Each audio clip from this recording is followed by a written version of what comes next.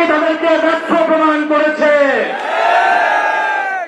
প্রিয় সিলেটবাসী, আমরা আজকে কারাইঘাটে এসেছি জুলাই পদযাত্রায়। আমাদের যে জুলাইয়ের অঙ্গীকার, সংস্কার এবং বিচার, তার দাবিতে আমরা কথা বলতে এসেছি। আমরা দেখতে পাচ্ছি নির্বাচিত হয়ে বিএনপির সরকার অগণতন্ত্রের পথে হাঁটছে, নব্য স্বৈরাচার হওয়ার পথে হাঁটছে। মানুষ কষ্টে আছে, গ্যাসের দাম বৃদ্ধি পেয়েছে, সবজির দাম বৃদ্ধি পেয়েছে, বিদ্যুতের দাম বৃদ্ধি পেয়েছে।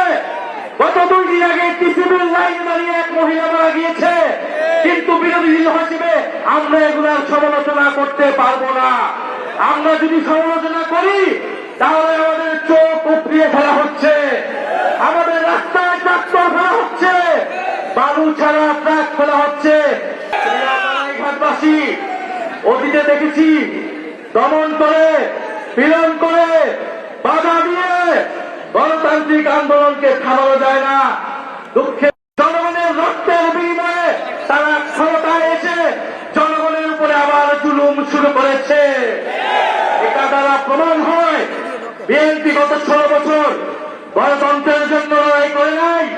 তারা অপেক্ষায় ছিল, তারা লড়াই করেছিল ক্ষমতায় গিয়ে কিভাবে জনগণের উপর আবার জুলুম করবে, কিভাবে চাঁদাবাজ করবে, কিভাবে